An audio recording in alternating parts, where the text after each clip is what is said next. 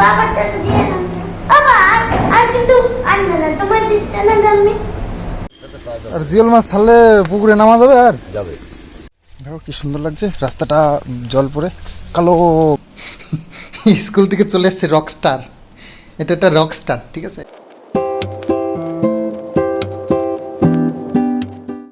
তো সকালবেলা শুভ সকাল বলে শুরু করলাম ব্লগটা। এই দেখো সকালবেলায় একদম ওয়েদারটা দেখো একবার, কীরকম লাগছে।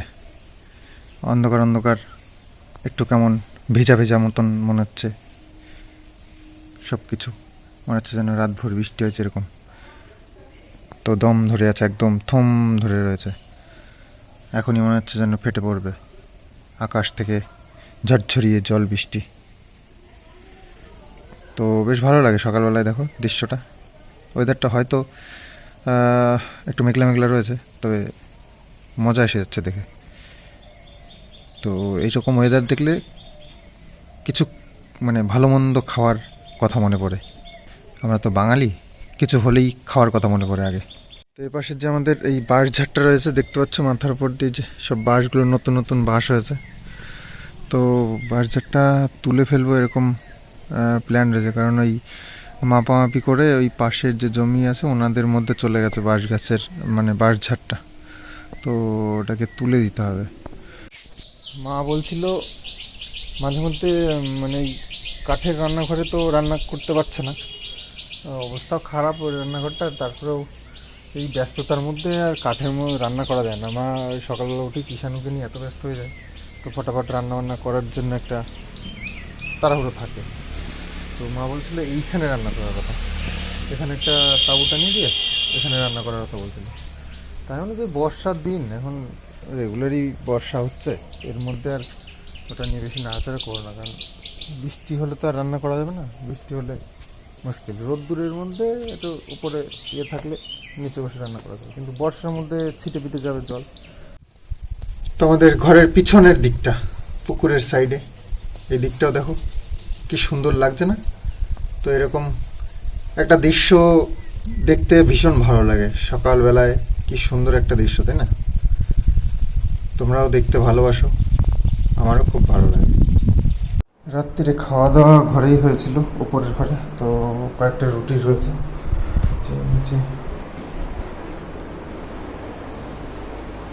কিষাণু ঘুমের থেকে উঠে পড়েছে, দেখে যাও। ওই দেখো বাচ্চা স্কুলে যাবে না, ওই জন্য তাড়াহুড়ো করে উঠে পড়েছে। চিন্তায় ঘুম হয় না, সকালবেলা উঠে স্কুলে যেতে হয়, তাই না? টেনশন হয়, রাত্রিরে ঘুমিয়ে টেনশন হয় তোমার। কথাই বলতে পারছে না।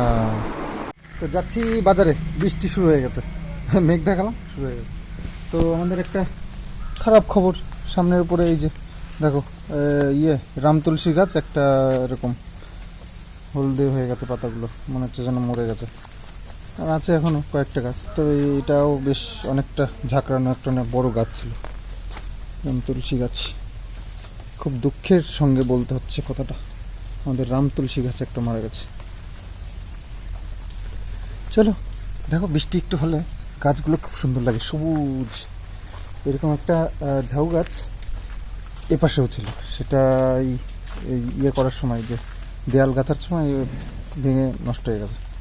নাহলে দুপাশে দুটো ছিল, ভালোই লাগতো। বুঝলি কি সুন্দর লাগবে গাছটা।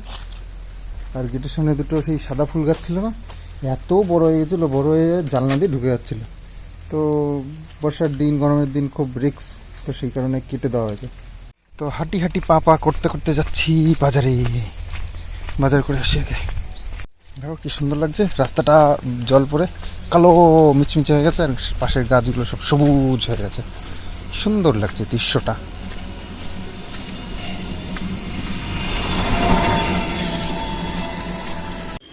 আর জিওল মাছ ছাড়লে পুকুরে নামা যাবে আর যাবে। পায়ে মায়ে কাটা মাটা মারি দেবে। আরে মাথা খারাপ নাকি তোর? সবার জান ভয় থাকে, তোর পা ফেলা রাখি থেকে চলবে। জিওল মাছ ধরা যায় না, ধরা যায়, জিওল মাছ জালে ওঠে। কবে স্যাকপো সেই তখন প্লাস সাইজটা ঠিকঠাক ছিল। ওই বাজারে গেছিলাম, কিছু ওই জিওল মাছের চারা দেখলাম। তো উনি আমাকে জানে যে আমাদের পুকুর আছে, তো আমাকে ডেকে নিজেই বলছিল যে এগুলো ছাড়তে পারে, কিন্তু আমার ভয় লাগে। পুকুরে স্নান টান করা হয়, তো ওই জিওল মাছ না কাদার মধ্যে থাকে, আর যদি পাটা লেগে বসে ক্যাচ করে একবারে ফুটিয়ে দেবে। আর একবার কাটা মেরে দিলে মোটামুটি 2-3 দিন বিষের মতন ব্যথা থাকে, প্রচণ্ড ব্যথা হয়। আর বাবুরও ইচ্ছে ছিল অবশ্য জিওল মাছ কিছু ছাড়ার, কিন্তু আমার ভয় লাগে। জিওল মাছ ধরাটাও খুব খাতারনাক, তো সেই জন্য খুব একটা আগ্রহ করলাম না। আমাদের এই ছোট্ট নারকেল গাছটা, এই যে পুকুর পাড়ের যে নারকেল গাছটা, এই নারকেল গাছটা মোচা বেরিয়েছে দেখলাম না আজকে, দেখো ওই যে ফুটে গেছে, ওই দেখো ফুটে বেরিয়ে গেছে মোচাটা। তো কটা যে বাজবে সেটাই ভাবছি। নারকেল তো এখন আর হয় না খুব একটা গাছে, আগে তো দেখতাম পুরো নারকেল গাছ ভরে থাকতো, কিন্তু এখন তো সেটা দেখা যায় না। কিরে তোর সঙ্গী সাথীরা কই, আর তোদের কি হলো? সুখবরটা কিন্তু কন্টিনিউ চলছে, আমাদের একটা হাঁসে ডিম দিচ্ছে, প্রতিদিন একটা একটা করে পাচ্ছি, আজকেও একটা হয়েছে ডিম। তো আজকের ডিমটা নাকি একটু ছোট বলছে মা, আমি দেখিনি এখনো। তো মা বলছে আর একটা হাঁসে ডিম দিল নাকি আজকে। তো যাই হোক, হচ্ছে। আর হ্যাঁ, তোমরা অনেকে রিকোয়েস্ট করেছো আর কয়েকটা হাঁস কিনতে, তো আমাদেরও মনে হচ্ছে যেন আর কয়েকটা কেনার দরকার। তো ভয় লাগে ইয়ের জন্য, নেটটা লাগাতে পারলে হতো, কিন্তু নেটই পাচ্ছি না, জানো তো। তো নেটটা একটু সাইডে দিয়ে দিলে শিয়ালের থেকে একটু ইয়ে করা যেত, মানে সেফ থাকা যেত। তবে শিয়াল এখন আর খুব একটা দেখা যায় না অবশ্য, শিয়াল বিলুপ্ত হয়ে গেছে। খাবার না পেয়ে পেয়ে মাঠে আর কী খাবে। আর এখন আগের মতন ওই লোকে আর ওই ছাগল গরু আর মানে ছাগল, তারপরে মুরগি হাঁস এগুলো খুব একটা পোষে না, তো সেই জন্য আমার না খেতে খেতে মরেই গেছে। তো অনেক দিন আগে আমাদের এই বাড়ির কাছ দিয়ে একটা গেছিলো দেখলাম, মাঝে মধ্যে রাস্তায় দেখা যায়, এপার ওপর যায়। তো ওদের না হালত খারাপ হয়ে গেছে, রোগা ক্যাংটা হয়ে গেছে। তো সেটাই ভাবছি, ওরা না খেয়ে খেয়ে এখন অবস্থা খারাপ হয়ে গেছে, এখন ওদের জন্য দুঃখ লাগে। আর আজকে বাজারে গেছিলাম, নিয়েছি একটু চিকেন। কি শানুর তো দারুণ মজা, ও চিকেন পেলে ওফ, আর কিচ্ছু চাই না। বাবুর জন্য ডিম, আর কিষানু আমাদের সবার জন্য চিকেন হচ্ছে একসাথে নাম মাত্র চিকেন। হ্যাঁ, আসলে চিকেন খাওয়ার মানুষটা হচ্ছে স্কুলে, আবার স্কুলে যেতে হবে, ওই জন্য তাড়াতাড়ি 2 উনানে বসে দিচ্ছি। স্কুল থেকে চলে আসছে রকস্টার, এটা একটা রকস্টার, ঠিক আছে? এই দেখো, ঠিক আছে তো, এটা নকস্টার স্কুল থেকে চলে এসেছে। আমি তো আজকে একটা জিনিস দিয়ে খাবো, বিশাল হ্যাপি, ভালো লাগে আমার, জানো? হ্যাঁ, মানছো না? মানছো তুমি খাও নাকি তাই? হ্যাঁ, না লেগ পিস। লেগ পিস, ওরে বাবা লেগ পিস। হ্যাঁ, ডাল আর কচুল্লা দিয়ে খুব ভালো খাই আমি ডাল। ও দাদার জন্য ডিম ছিল, ঠিক আছে, এটা দাদার। আমরা তাহলে কচুল্লতি আর ওই ডাল দাও, কিষানুকে একটু ডাল কচুল্লতি দাও বেশি করে। হ্যাঁ, মাংস নেই তো। তোরা মিথ্যা কথা বলছিস যে তুই যে খাইতে আসার সময় ওই জন্য মিথ্যা কথা বলছিস। আমাকে দাও। ও দেবে না বলতে আমাকে, দেখো। ভাই ভাই বাবাটা তো দিয়ে এনেছে, আবার তুমি বাবাকে দেবে না? তার তুমি খাও, আমাকে না দিলে না দিলে তুমি খাও। চলো।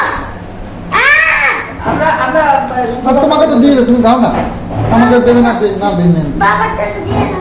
আবার আর কিন্তু আনবে না, তোমার দিচ্ছে না জানি। আমার কোনো অসুবিধা নেই, পারছো না। ওই লোকটি তো কথা কিছুদিন পর ইন্টারদে কলকির যত সংসার একে একে সবে আসি তো রান্নাঘরটা রেডি করার দরকার, প্রচুর জ্বালানি আছে, নষ্ট হয়ে যাচ্ছে। সমস্যা হয়ে গেছে পিঁপড়ে, এই দেখো কত পিঁপড়ে, পিঁপড়ে এখান দিয়ে ভর্তি।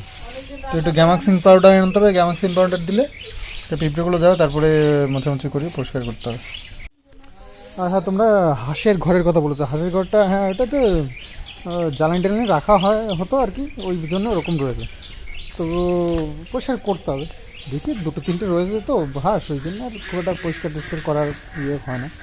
তো পরিষ্কার করে নেবো, পরিষ্কার করে আরও কয়েকটা হাঁস কিনে নেবো, তারপর ডিম দিচ্ছে ভালো।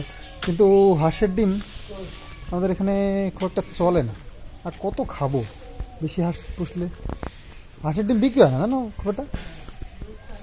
না এটা ছেলে সেদিনকে নিয়ে এসেছিল, পোলট্রির ডিম 7-8 টাকা করে মনে হয়, হাঁসের ডিম 8 টাকা করে চাইছে তাই দেয়। হ্যাঁ এখন ডিম থেরাপি চলছে না, ওই জন্য নিতে পারে। বাতকুলা বলে চলছে। বাতকুলাই চলছে না, হ্যাঁ তাহলে ওই জন্য নিতে পারে। দেখতো যোগাযোগ করতে হবে যারা করে। এবার আসলে বলবি যে ডিম চাবি দে। হাঁসের ডিমের থেরাপি দাও।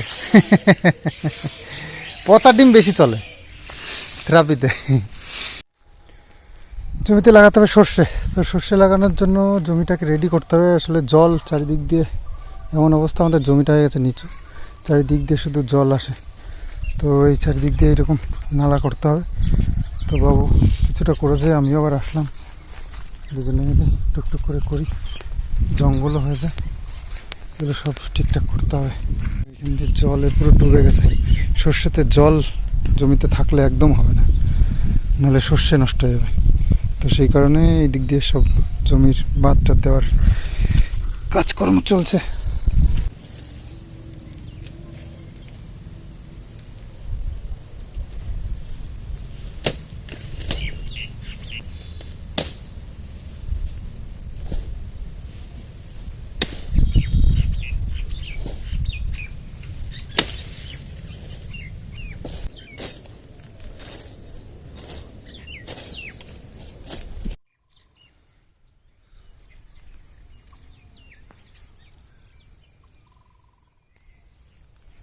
হচ্ছে ভেন্ডির ফুল, দেখো ভেন্ডিও হয়েছে। তো ভেন্ডি চাষ আমাদের এখানে বেশ ভালোই হয়। আসলে সবজি চাষ খুব একটা বেশি হয় না, যেটুকু সবজি চাষ হয় সেটা হচ্ছে গিয়ে হনুমানের যেটা ভালো খায় না সেটা, কারণ হনুমানের ভালো খাবার হলে সেটা আর আমাদের এই জমি মানে এই মাঠে আর হয় না। তো সেই কারণে হনুমানের বিপক্ষে চাষ করতে হয় আমাদের। তো আমাদের এই সব জমিতেই একই অবস্থা সব। তো ভেন্ডিটা হনুমানে খুব একটা ভালো খায় না। 1 ফোঁটা জল রক্ষা দেওয়া যাবে না,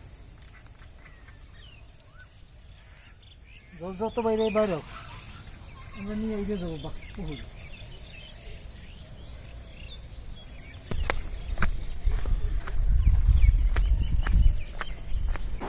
সারাদিন আজ ওয়েদারটা বুঝতে পারলাম না, একবার মেঘ, একবার বৃষ্টি, একবার রোদ্দুর, মানে চললো। যখন বেরোচ্ছি সারপ্রাইজ হয়ে যাচ্ছি যে এখন এরকম দেখলাম, এখন আবার এরকম ব্যাপার। তো যাই হোক, দিনটা বেশ খাটাখাটির মধ্যেই কাটছে কয়েকটা দিন ধরে। আসলে জমির কিছু কাজ, আর বাবু সবচেয়ে বেশি। বাবু তো সকালবেলা ঘুমের থেকে উঠে চলে যায়, আর আমার আবার একটু বাজারঘাট করে নিজের কাজকর্ম সেরে তারপরে। তো আমার একটু কম হচ্ছে, বাবুর একটু বেশি খাটাখাটি হয়ে যাচ্ছে। তারপরে আবার এই যে সন্ধ্যেবেলায় বসে পড়েছে কিষানুকে নিয়ে পড়াশুনো করাতে। তো যাই হোক, আজকে একটু মাংস এনেছি, ছেলের খাওয়া দাওয়া একদম সুপার হয়েছে। তো মাংস আনলে আবার 3 বেলা চাই। দুপুরবেলা খেয়ে আবার বলে রেখেছে রাত্রের জন্য, সকালবেলা খেয়ে বলে রেখেছে দুপুরের জন্য। আমার জন্য রাখবে কি? আর সবথেকে বড় কথা, মাংসটা আনলে ও একটু পেটে ভাত নিজের হাতেই একদম পরিষ্কার করে খেয়ে নেয়, এটা হচ্ছে সবচেয়ে বড় কথা। আর হ্যাঁ, তোমরা হাঁসের কথা বলছিলে, আমি যেটা বলেছিলাম যে হাঁস দিয়ে বাচ্চা ফোটানো যায় না। তো একজন আমাকে দেখলাম কমেন্টসে লিখেছে যে হাঁস যে অমে বসে না, এটা ফার্স্ট টাইম জানলো। না, কথাটা ভুল। মানে হাঁস অমে বসে, কিন্তু ওরাই জলের থেকে অভ্যস্ত, তো মানে ওদের জলেই সব। তো মানে ডিম নিয়ে বসলে না, ওদের মন থাকে জলের দিকে। তো সেই কারণে ওমে সারাক্ষণ বসে থাকে না। মুরগি আবার কি, মুরগি যদি একবার ওমে বসতে শুরু করে, ওই ডিম যতদিন না ফুটবে, ওকে ভালো হয় কি বলতো, মুরগিকে ওর সামনে গিয়ে খাবার দিয়ে আসবে, ওখানে বসে খাবে, ওই খাওয়ার জন্যই উঠে আসবে, তাছাড়া ও মুরগি আর উঠবে না। আর হাঁস ওই হয়তো 1 ঘন্টা বসবে, আবার 2 ঘন্টা জলে এসে থাকবে, এইভাবেই করে। তো হাঁসের অত পোড়া নেই ডিমের জন্য, কিন্তু মুরগিকে একবারে তাওয়ায় বসিয়ে দিলে ওই ডিম যতদিন মানে আর টাচ করতে পারবে না, ডিমের কাছে গেলেই ঠুকরাবে তোমাকে। তো এইরকম ওর। আর রাত্রিবেলায় একটু মাংসর ঝোল টোল 2-1 পিস মাংস রয়েছে, ওটার জন্য রুটি। আমাদের রুটি হলে আবার মাংস দিয়ে দারুণ হয়। তো রুটি হবে তো নাকি? আটা মাখা তো হয়ে গেল দেখলাম।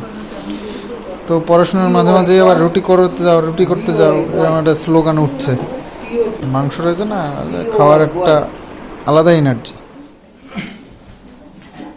তো গেছিলাম একটু বাজারে, সেখান থেকে আসতে হয়ে গেল একটু দেরি। সবাই খেয়ে দিয়ে ঘুমিয়ে পড়েছে। হ্যাঁ, ও তুমি খাও না? ও বাবা, তোমার ঘুমানোর ভাবতে গেল, তোমার খাওয়া হয়ে গেল।